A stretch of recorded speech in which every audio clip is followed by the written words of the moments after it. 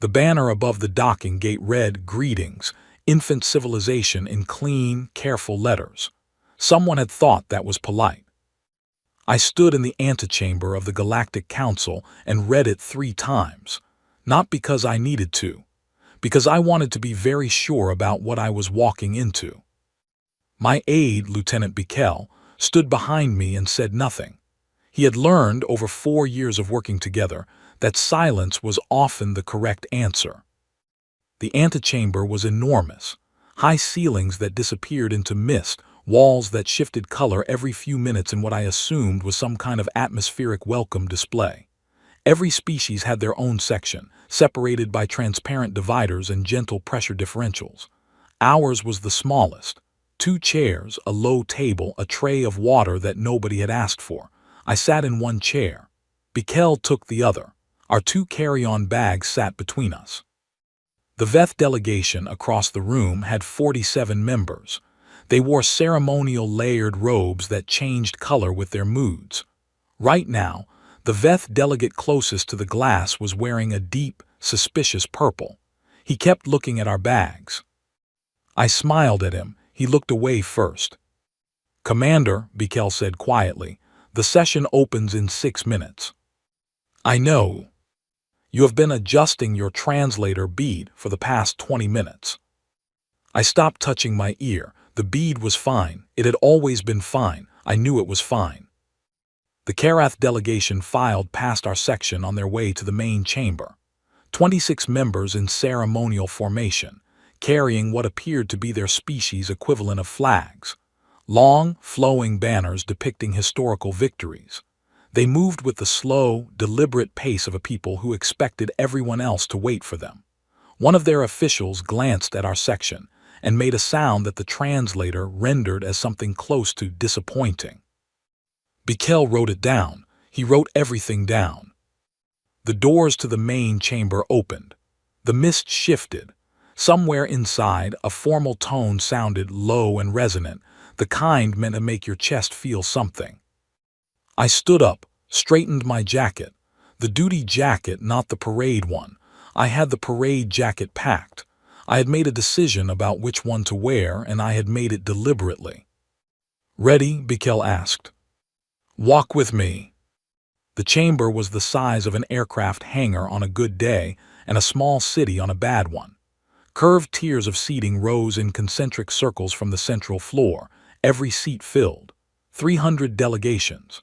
The air had a particular quality to it, clean, slightly cool, processed through 600 atmospheric filters to be breathable by every species present simultaneously. It smelled like nothing. That was somehow worse than if it had smelled like something. I walked to the central podium. The room watched. 300 species looking at 2 humans and 2 carry-on bags. The room had the specific quality of quiet that meant they had already decided what this was. The council chair, a Mhari whose translator rendered their voice as a deep, patient rumble, formally opened the session. Humanity was welcomed to its first appearance before the full council.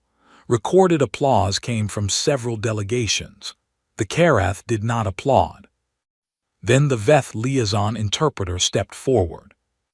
His name, the program said, was Orath. He had spent 43 years studying human civilization through intercepted broadcasts, archived media, linguistic analysis, and what he described in his credentials as comprehensive cultural immersion. He was proud of this. It showed. He approached the podium with the energy of a man about to give the presentation of his life.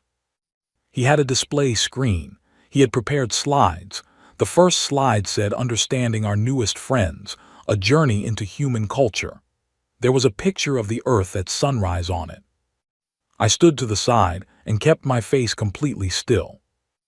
Orath spoke for 6 minutes about human history, human values, human art, human family structure. He was not wrong exactly. He was the way a photograph of a meal is not wrong about the meal. He talked about humanity's capacity for cooperation, its love of community, its deep emotional bonds. Several delegates nodded. The emotion glands came out early. Then he said he had prepared a cultural greeting. He sang the first 2 bars of You Are My Sunshine. His voice was surprisingly good. The chamber was moved. The Keth delegation produced small audio recorders. The Veth in the audience, Orath's own species, straightened with what the translator told me was pride. Orath finished. He spread his hands in a gesture that meant, across most of the known species, something like please accept this offering from my heart. I walked to the podium. He stepped aside, beaming. I looked out at 300 delegations. I adjusted the translator bead. It still did not need adjusting. Thank you, I said to Orath. I meant it. Then I said, that song is about a man threatening a woman who left him. Silence. Not the quiet of confusion, the quiet of a room recalibrating. The full lyrics, I said, describe a man telling a woman that she has taken his happiness, ruined his sleep, and warning her that she will regret leaving. It is considered a folk standard. We sing it to children. I paused. We are a complicated people. Orath stood very still. The slides behind him still showed the earth at sunrise. I do not say this to embarrass anyone, I said. I say it because the next few discussions will go better if we begin with an accurate picture of what humanity is, rather than the picture we looked like from the outside. I opened my briefing folder. Now, let us talk about what we are actually bringing to this table. The translator bead crackled. I left it alone. Behind me, Bikel was writing something down. I did not need to look to know he was smiling. The Karath delegate in the third tier had turned the deep color that their species produced when something did not go the way they expected. I filed that away, right next to the banner, right next to infant civilization. I had a long memory. 300 species were looking at me differently now than they had been 3 minutes ago. The council chair's expression, through the translator's best effort, read as something between fascinated and deeply unsettled. Good. Unsettled was a start. The inspection team arrived at Reach Station on a Tuesday, which was the kind of detail that should not have mattered and somehow did. 7 delegates, full ceremonial dress. They came down the docking ramp in a formal procession, and Bikel nudged me and said, very quietly, that the combined value of their ceremonial accessories was probably greater than our station's entire fuel budget. I met them at the dock in my duty uniform, the scuffed one. The lead assessor was Orath, back again, presumably because no one else had bothered to learn enough about us to lead the review. He had recovered from the council session with the resilience of a man who had decided to reframe the experience as educational. He carried a fresh clipboard. He had a new set of slides on his data pad. Behind him were 2 Keth delegates, 2 Karath observers, and a pair of small, very quiet beings from a species I had not dealt with before, whose translator tags identified them as Emravi. The Emravi said nothing. They had large eyes. They watched everything. Commander Osai, Orath said, with genuine warmth. We are looking forward to a thorough and productive assessment. Welcome to Reach Station, I said. We will do our best. We walked them through the main bay, and the main bay did what the main bay always did, which was exist in a state of organized chaos so precise that it looked like disorder to anyone who did not know how to read it. A cargo loader and a drone technician were mid-argument about structural load tolerances near the east wall. Not shouting, they were using the focused, enthusiastic tone of 2 people who genuinely loved the same problem. A pilot named Cora was doing push-ups under her docked fighter, not stretching, push-ups. She did not stop when we walked past. She nodded at me. I nodded back. From somewhere in the upper maintenance level came the sound of welding and, at the same time, a voice running through a comms check. These were not separate people. Orath wrote something on his clipboard. I did not ask what. The first formal stop was the command center. Clean, functional, 2 main display walls showing live sector feeds, a duty crew of 8 running their rotations. Standard enough, except that the duty crew chief, Owen, 28, who had been awake since 400 and looked every minute of it, was also holding a half-eaten sandwich. And the secondary display wall had a corner section, running what appeared to be a very old strategy simulation game. Training application, Owen said before I could say anything. He put the sandwich down. Pattern recognition drills for transit navigation. Orath looked at the screen. That appears to be a vintage entertainment program, he said. Yes, Owen said. It is also the best reaction time trainer we have found. We ran the comparison data. Would you like the data? Orath wrote something down. The armory was next. Our armorer was a woman named Petra. She was 51 years old, had been in military service since she was 19, and had the specific energy of someone who had found their exact right place in the universe and never intended to leave it. She loved weapons the way some people loved music, not the violence of them but the engineering, the precision, the satisfaction of a thing that did exactly what it was designed to do. She walked the delegation through the rack with the quiet pride of someone giving a tour of a gallery they had personally curated. The Kareth observer stopped at the third rack.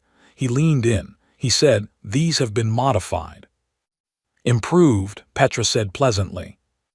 "The standard specifications have been altered." "In 14 documented ways, yes."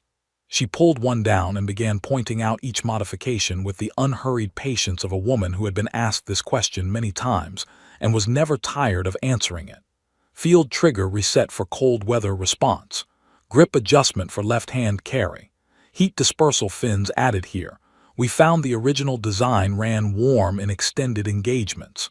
Sight rail relocated 3 centimeters for improved acquisition speed. These modifications were made in the field, the Karath observer said. Some in post-engagement review, a few mid-engagement. A beat of silence. Mid-engagement, the observer said. "We find that is when you notice what is not working," Petra said. She set the weapon back in the rack with a careful click. "Would you like to see the modification log? We document everything." There was a log. It was several hundred pages. Orath's pen had slowed down. We moved to the medical bay. The medical bay was clean, well-lit, and properly staffed. The delegation visibly relaxed upon entering, which I noted. Competent medical infrastructure was apparently a comfort point, a signal of stability. They expected order here. They found order. They also found, above the row of recovery beds, a whiteboard. The whiteboard had 12 names on it, each followed by a number. Some numbers had been crossed out and replaced. The numbers appeared to be dates. The Keth delegate stared at it for a long moment. Then he turned to our medic, a young man named Eli, and said, "What is this?" "Discharge pool," Eli said. He said it the way you explain something that is completely normal. Personnel in recovery estimate their own discharge dates. Whoever gets closest wins the pot. "They are betting," the Keth delegate said slowly, "on their own recovery. It keeps morale strong. People focus better when there is something to aim for. It gives them a sense of control over the process. They track their own progress instead of waiting." Eli shrugged. "The data shows that people who participate recover about 12% faster on average." The Keth delegate took out a small recording device and photographed the whiteboard. Then he photographed it again from a slightly different angle. Then he wrote something in his notes that was too small for me to read. The Mravi said nothing. They were looking at everything with those wide, still eyes. We had been walking for about 90 minutes when we reached the lower training level. Sergeant Deo Mensa was sitting on a crate near the south wall, eating synthetic noodles out of a helmet. Not his helmet, one of the spare practice helmets from the rack by the door. He used it as a bowl because it held the right amount, and he found carrying a separate bowl unnecessary. He was 19 years old and had the particular focused calm of someone whose brain was always running 3 problems at the same time. He looked up when we came in. He nodded at me. He nodded at the delegation. Then he said, "Good timing. I wanted to ask someone about this." He reached beside him and picked up several pages of hand-drawn notes, diagrams, notations, lines connecting points in what I recognized as spatial grid mapping. "I have been running the Council's public defensive architecture through engagement scenario models," he said. He held up the pages. "Not the restricted information, just the publicly posted infrastructure. The transit lane positioning, the station placements, the standard patrol intervals." He spread the pages out on the crate. "I found 4 significant vulnerability windows. Here, here, here, and here." He pointed to 4 separate diagrams. "None of them require heavy force to use. A coordinated small unit action could realistically reduce Council response time by 40% in the outer sectors." The delegation was very quiet. "I put it together during night watch," Deo said. "I was bored. I thought someone might find it useful." He paused. "No offense to anyone present, it is just the way my brain works." Oreth had stopped writing. He was holding his clipboard at his side, looking at Deo Mensa, this 19-year-old eating noodles from a practice helmet in a basement training room, with an expression that the translator could not quite render. Then he turned to me. "Commander Osai," he said, "is this really a human army?" I had been waiting for that question, not from him specifically, but from someone eventually. "No," I said, "this is the one we let you see." Oreth looked back at Deo. Deo offered him a noodle, because that was just the kind of person Deo was. Oreth did not take it, but he stood there a moment longer than he needed to before he started walking again. The delegation requested an early end to the inspection. 48 hours to, as they phrased it, reassess their assessment parameters. I walked them back to their shuttle. Bikel walked beside me. "The noodle offer was a nice touch," he said quietly. "I had nothing to do with the noodle offer." "I know," he said. "That is what made it perfect." I went back to my office. My coffee was cold. I drank it anyway. The Threat Assessment Committee arrived with a rubric. I had read the rubric. 42 assessment criteria across 6 categories: firepower rating, unit cohesion index, command chain fidelity, response latency, tactical flexibility score, and what the 6th column called in careful diplomatic language, civilizational stress threshold, which meant, how much could you take before you stopped working? Every species assessed had a number in that last column. A point of collapse, the threshold past which a unit became non-functional, past which a civilization stopped making rational decisions, past which the machine broke down. I had read all the numbers. Some were surprisingly high. None of them had a blank. The committee was 9 members: Keth, Veth, Mhori, and 2 from species I had met only in files, the Eschari and the Urleth. The Eschari moved like water looking for a lower place. The Urleth stood completely still at all times except when they were moving, and when they moved fast. I noted both. The exercise scenario was standard. 2 squads, 12 personnel combined, simulated hostile terrain. A ruined facility structure with limited cover, limited visibility, 2 objectives to reach and secure. Timer running. The committee would observe from an elevated platform above the arena with full sensor access. My 2 squad leads were Corporal Reyes and a staff sergeant named Finn. Reyes had been doing this for 6 years. Finn had been doing it for 11. They both had the easy, unhurried walk of people who had learned that composure before a situation was worth more than any equipment check. The committee settled onto the observation platform. Data feeds came live. One of the Keth members opened a prepared checklist and began reading it carefully. The exercise started. For the first 6 minutes, everything ran clean. The 2 squads moved through the structure with good spacing, good communication, and a controlled pace. Finn's team reached the first objective and secured it in under 4 minutes. The Keth member started checking boxes. Orath, who had come along, I was beginning to suspect he was genuinely curious about us, which I found interesting, wrote notes. Then the support drone went down. It happened between 1 second and the next. A component failure in the relay unit, real, not simulated, just a piece of equipment that had been running past its service date because our resupply schedule ran behind. The drone dropped, clipped the comms relay tower on the way down, and took the tower with it.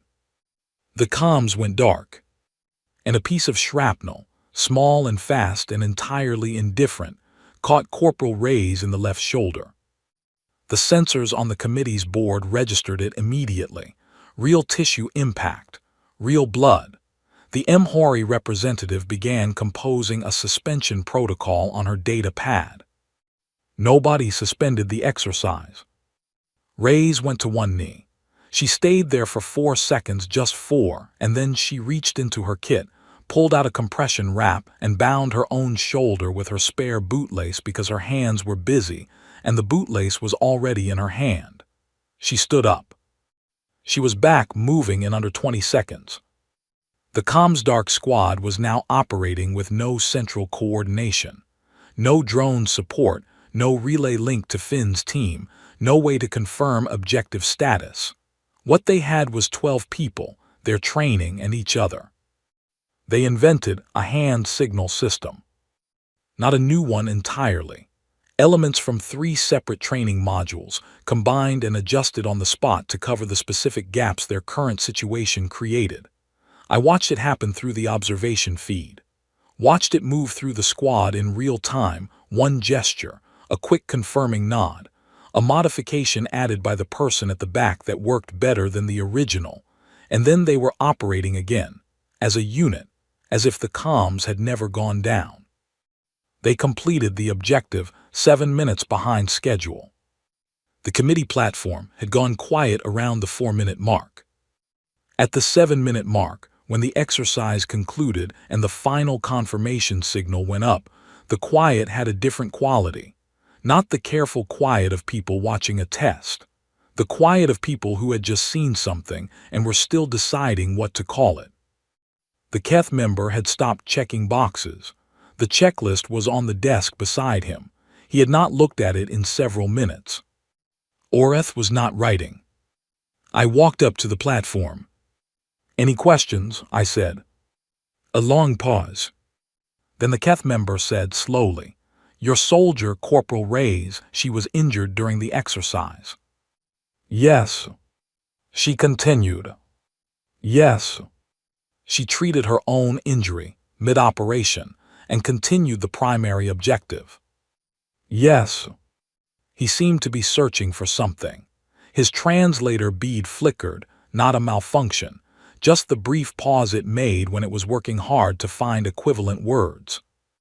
"In our military doctrine," he said, "an injury of that severity triggers an automatic unit withdrawal for medical care and command reassessment."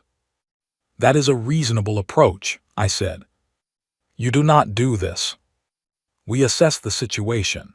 If mission continuity is possible, we continue." Ray's made the call. "She made the call herself," he said, "without command authorization. Her command was unreachable. She had the situational awareness and the training to make the judgment, so she made it." I paused. "That is the point." The HFY representative set down her data pad. She looked at me with the specific focus of someone who had been in council service for a long time and had learned to recognize when something mattered. "I would like to ask about your collapse threshold data," she said. I had prepared a briefing. Full comparative data across every species on the committee's own assessment records, their collapse thresholds, their non-functional points, the exact metric they had used to measure everyone, including the slot they had prepared to fill in for humanity. I walked through it, species by species, threshold numbers, engagement data, functional decay curves. The committee watched in silence. Some of the numbers were their own. Nobody objected. Then I came to humanity's column. "We have a threshold," I said. "Every system does. We are not claiming otherwise." I clicked to the next slide. It was empty. "We just have not found it yet," I said. Nobody spoke. At the bottom of the observation platform steps, almost outside the arena boundary, there was a cracked helmet visor lying in the dirt. It had fallen during the exercise, dropped from someone's kit, knocked loose in the chaos near the comms tower. It was small, cracked down the center, completely ordinary. The Keth member's eyes went to it, then back to the screen, then back to it. He was not the only one. Something about that cracked visor kept pulling their attention. I did not explain it. I did not need to. They were doing the work themselves, looking at this small, broken piece of standard human equipment, just a piece of gear that had been used hard and cracked and had not been replaced yet, and fitting it into the picture alongside everything else they had seen today. The exercise debrief ended. The committee requested a second session, a full tactical review and a follow-up on the collapse threshold data. "Of course," I said. I walked back down to the training floor. Reyes was sitting on a bench getting her shoulder looked at by Eli. She looked up when I came over. "Sorry about the delay," she said. 7 minutes was sloppy." "You were fine," I said. "Could have been 4. "Next time," I said. She would be back on rotation in 4 hours. She had already asked Eli to make it 3. I walked back to my office. Bikel was at the desk, writing his report. "The Keth delegate never picked up the visor," he said, without looking up. "No. Why do you think they kept looking at it?" I poured my coffee. Too hot, I drank it. "Because it told them more than the briefing did," I said. The pre-session corridors had a particular kind of energy, and I had learned to read it the way you learn to read weather. This was not diplomatic energy. This was tactical energy wearing diplomatic clothes. I knew the difference because I had spent my entire career in rooms where the thing everyone was pretending was not happening was the only thing that mattered. 3 factions were working the floor. I watched them from the far end of the corridor, near the entrance to the delegates' lounge, with a cup of coffee I was not drinking and an expression I had been wearing since 600. The Veth block was the easiest to track. They moved in clusters, always with the same 3 or 4 central figures, and their mudrobes were running a consistent medium blue that translated as something between cautious and "we already have an agreement." They had been building this agreement for 4 days. I knew because Bikel had the intercept summaries. The Karath coalition moved differently. Individual contacts, brief exchanges, nothing that looked coordinated because it had been specifically designed not to look coordinated. Their lead delegate, a tall, composed official named Oren, who had been the voice of the formal dissent since my council debut, worked the room with the practiced ease of someone who had been doing this for decades and found it genuinely enjoyable. He smiled at everyone. He smiled at me. I smiled back. He was good at his job. That was worth acknowledging. The third faction I had labeled the ones who smile while they move pieces, because I did not yet have enough data to name them properly, and that description was accurate. Bikel appeared at my shoulder with a data pad and a quiet expression. "Final count," he said. "The uncontained variable classification has 17 sponsors. The Protectorate motion has 9. Ally status has 11 confirmed and 4 leaning." "Leaning which way?" "Depends on who speaks to them in the next 40 minutes. I put down my coffee, then let us go speak to them. We worked for 38 minutes. Not with promises. I did not have anything to promise, and promises made in corridors before votes were the kind of thing that created problems later.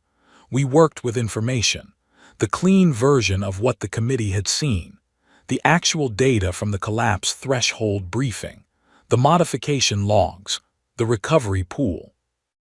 Deo Mensa's security analysis, which I had formatted as a formal intelligence document and submitted through official channels, which had made Oreth visibly uncomfortable and me quietly satisfied. By the time the session bell sounded, 2 of the 4 leaning delegates had landed in our column. The third was still soft. The fourth had gone to speak to Oren and had not come back, which told me what I needed to know about the fourth. The chamber filled. 300 delegations. Every seat.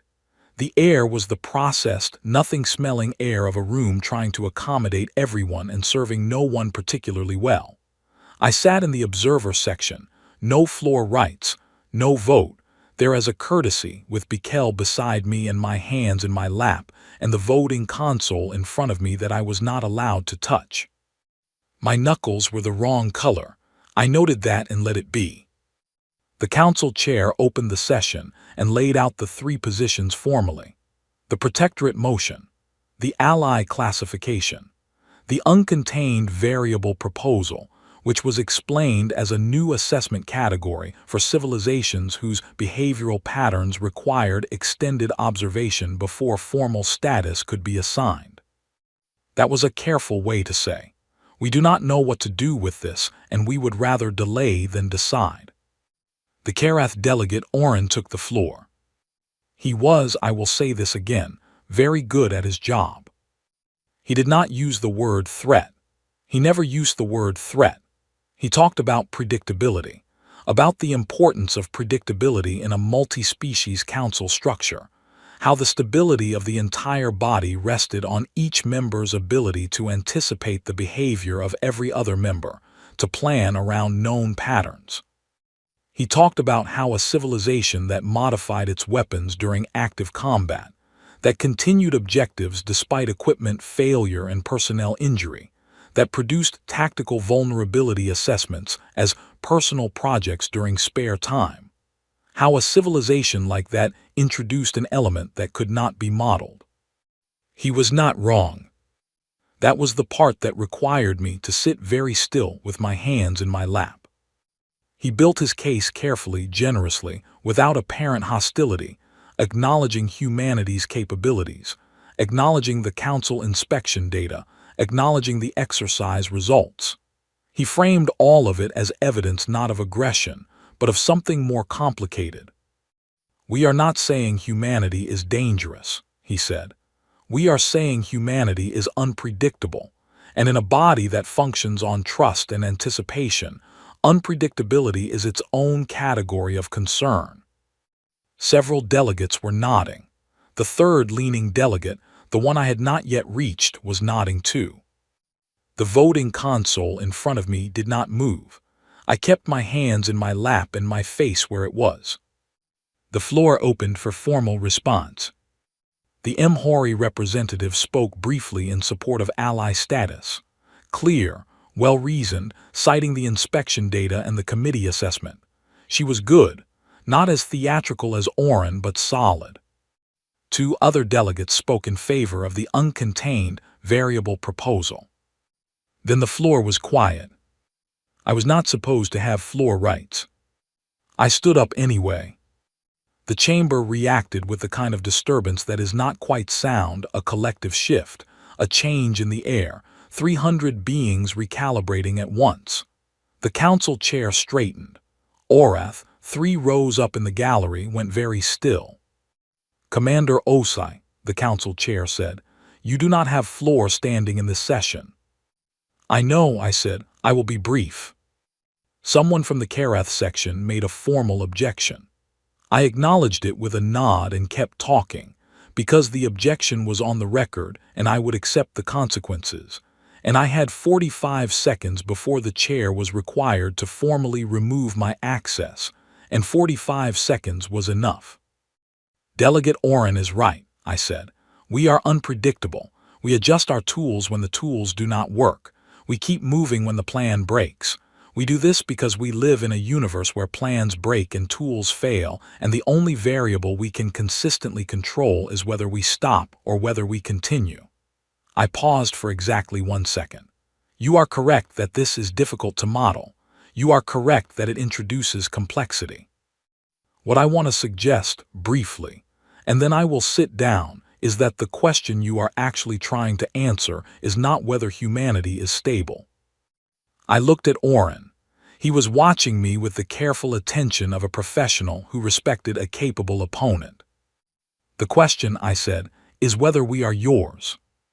The chair called the formal reprimand. I sat down. Bikel's expression beside me suggested several emotions that he was keeping in very good order. The formal censure took 4 minutes. I accepted it formally. I signed the acknowledgement form. I put it in the folder I had brought specifically for this purpose, because I had known, walking in this morning, that I was going to stand up, and I had known I was going to be censured, and I had decided both of those things were acceptable.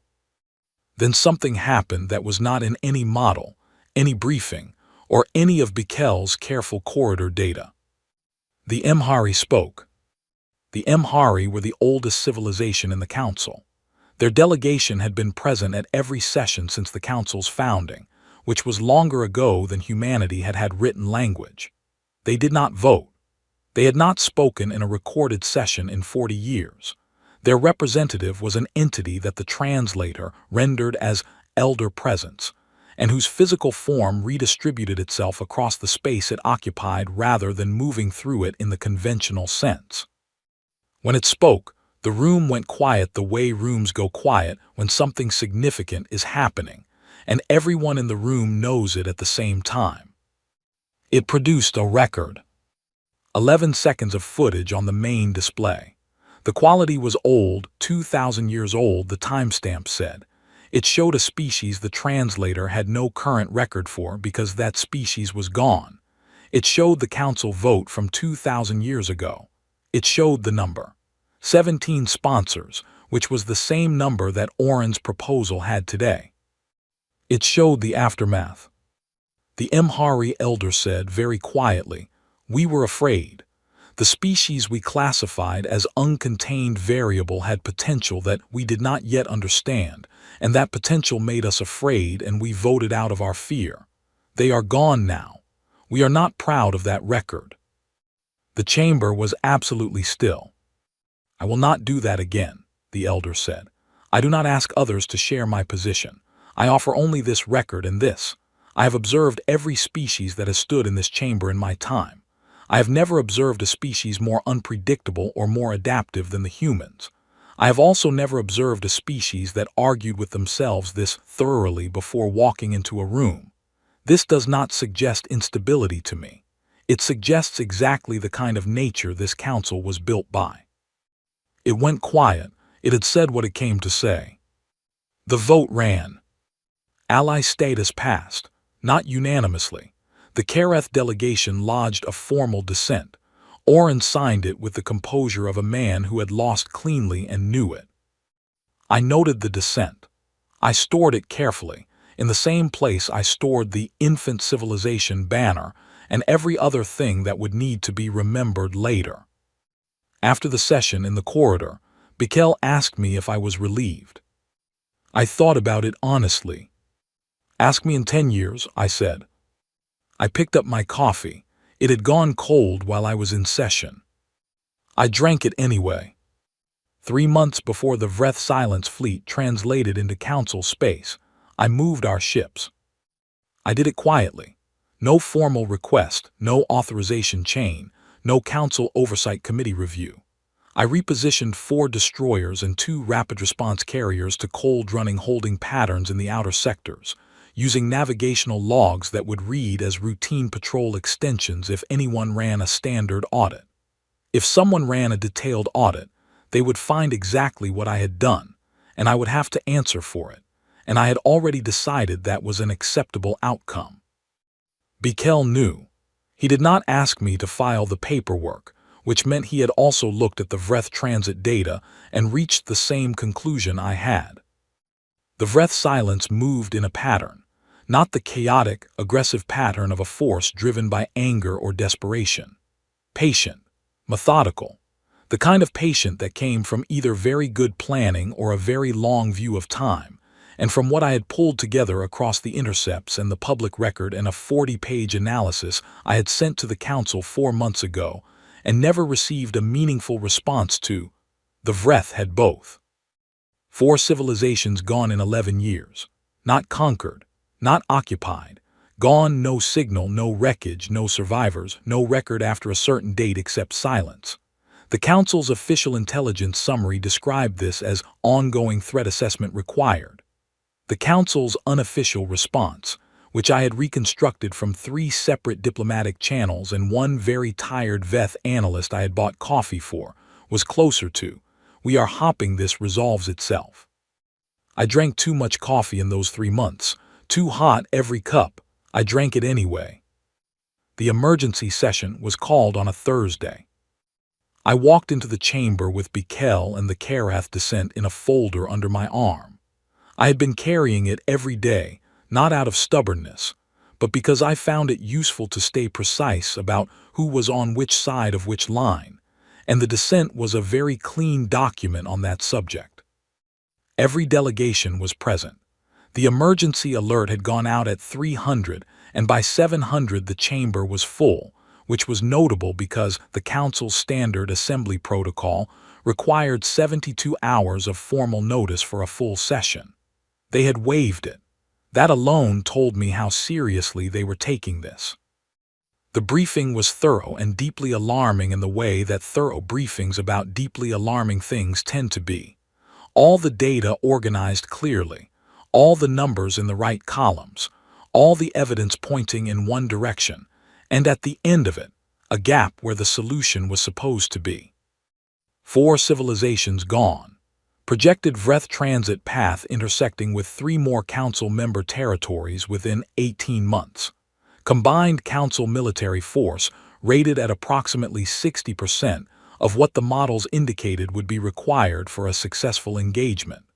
The gap between 60% and 100% was not a small gap. The chamber sat with those numbers. Then it began doing what large deliberative bodies do when they are afraid and do not want to say so directly. It discussed process, authorization frameworks, escalation protocols, joint command structures, the legal parameters of a multi-species military engagement under Council Charter. Whether the existing mutual defense clauses required amendment before activation, and if so, what amendment process applied, and whether the current session had the standing to conduct a required vote without additional formal notice.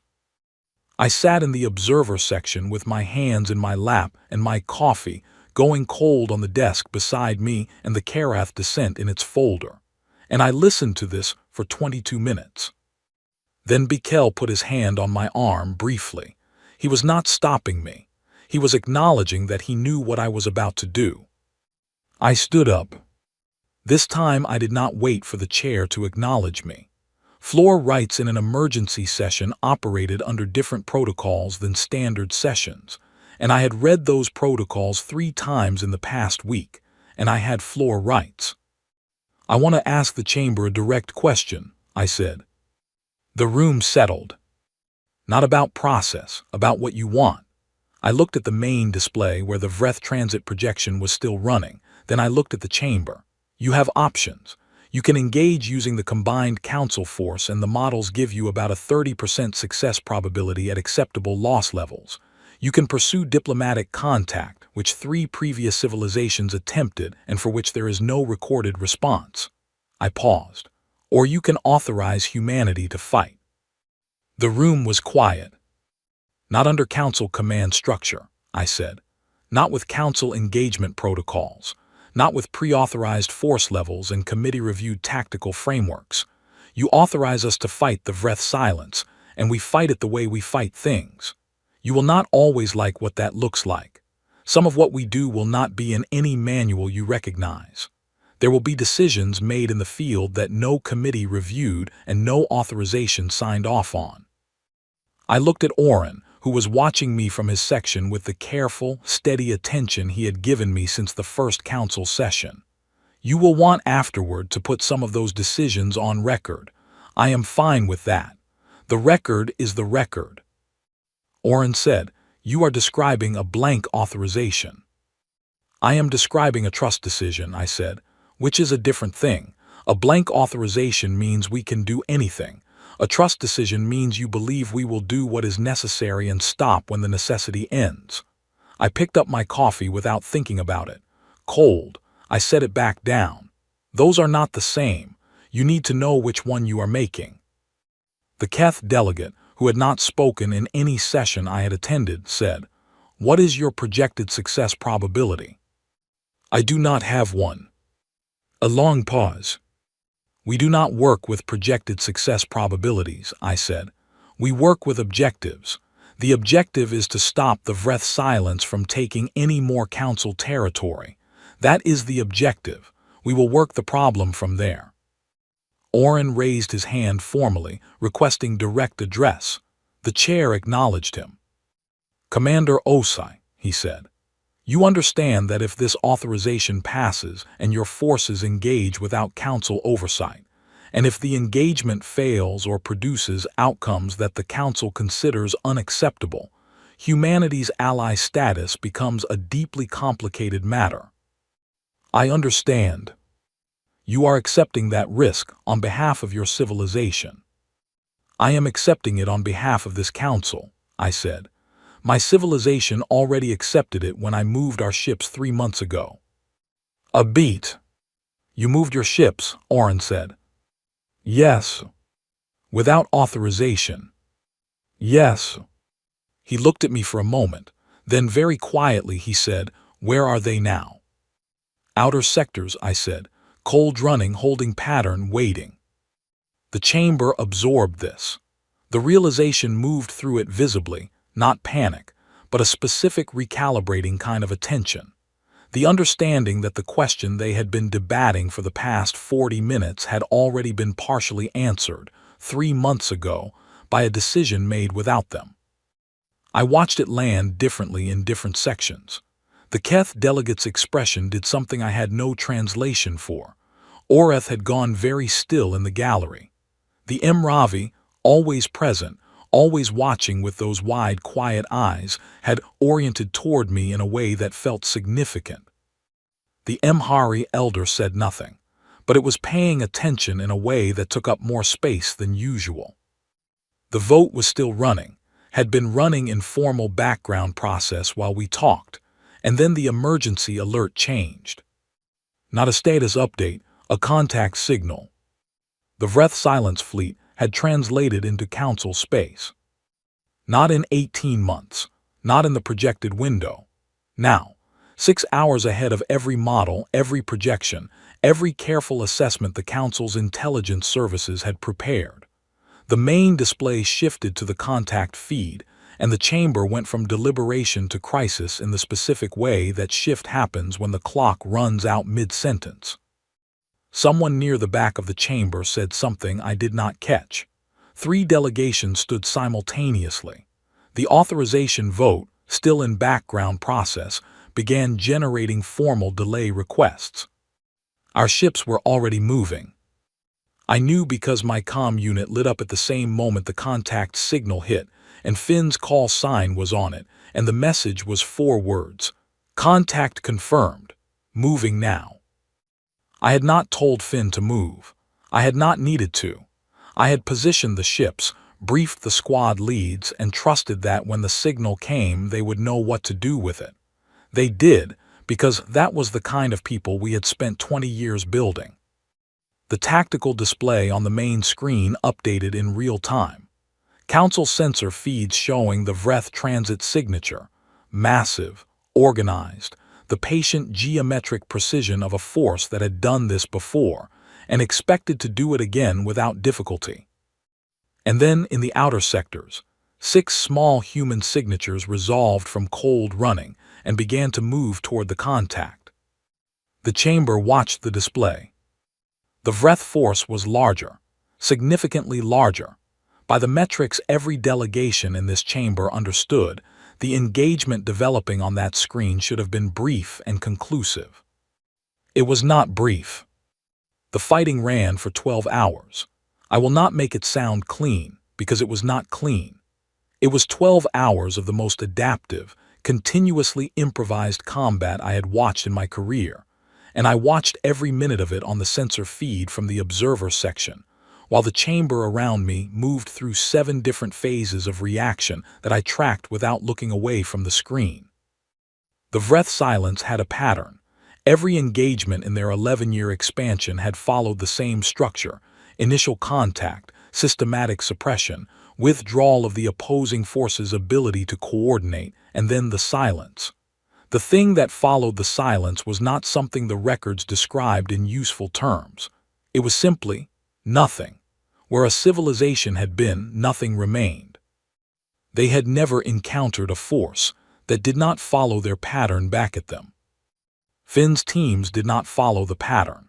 When the Vreth suppression wave came in, designed to cut coordination and isolate units, the units did what they always did. They adapted. They found 3 different ways to maintain functional coordination using systems the Vreth had no framework for disrupting, because those systems had been invented in the previous hour. When the second suppression wave came, targeting the improvisations the Vreth had observed in the first engagement, Finn's teams had already changed approaches again. Corporal Ray's shoulder fully healed, rotation completed, back in the field, coordinated a flanking movement that existed in no tactical database, because she had built it from pieces of 4 different historical engagements she had studied during her recovery, combined with a navigation approach that the Council's own transit analysts had previously classified as theoretically possible, but practically unlikely to succeed. It worked. At hour 9, the Vreth fleet began changing its formation, not advancing, not the systematic geometric progression that had preceded every previous engagement in their expansion history, adjusting, reconfiguring, running each change against whatever internal modeling system drove their decisions. At hour 11, they began withdrawing. Not the retreat of a force that had been outgunned, something different. The way something moves when it encounters a category of problem that its framework was not built to handle. The chamber was completely silent. On the display, 6 small human signatures held their position in the outer sectors. The Vreth withdrawal continued.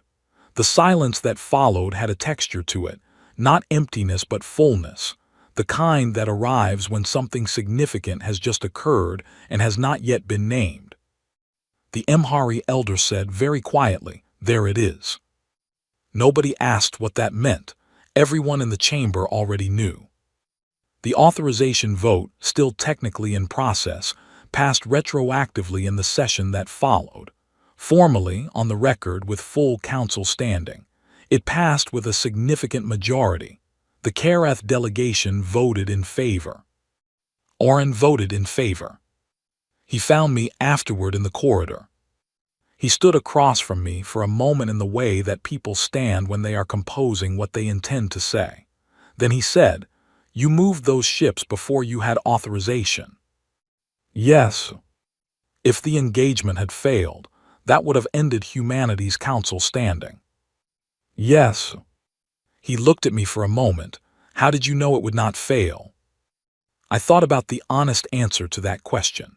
About Ray's binding her shoulder with a bootlace and standing up in 4 seconds. About Deo Mensa eating noodles from a helmet and drawing vulnerability diagrams because he was bored on night watch. About the recovery pool on the whiteboard and the modified weapons, and the strategy game on the secondary display that was also a training tool. About every small, specific, slightly unlikely thing I had watched my people do in every situation that did not go the way the plan said it would. About every version of the answer that I had seen in 3 months of watching Vreth data, and knowing this was coming. "I did not know," I said. "I knew what we were." He nodded. That seemed to be enough for him. I walked back to my office. Bikel was at the desk with his report open and the Karath descent folder sitting beside his coffee. He had moved it from my desk to his at some point during the session. He looked up when I came in. "The descent," I said. "I thought you might not want it in your hands right now," he said. "I can put it back." "No," I looked at it for a moment. "File it." He filed it, correctly, formally, under the right archive and the right date. I poured my coffee. It was too hot. I sat down at my desk and drank it and thought about 10 years from now, and whether that would be long enough to know how this turned out, and whether the answer to Bikel's question, the one he always asked, the one about whether I was relieved, whether it was over, whether we were safe, would ever simply be yes. Outside the window, the council station lights ran their scheduled rotation. Every few minutes the spectrum shifted, atmospheric welcome display, color-coded for 600 species, adjusted for every kind of eye and every kind of dark, including ours. I drank my coffee. I let it sit in my chest, too hot and entirely worth it. I was not done, neither were we. That was, I had come to understand, exactly the point.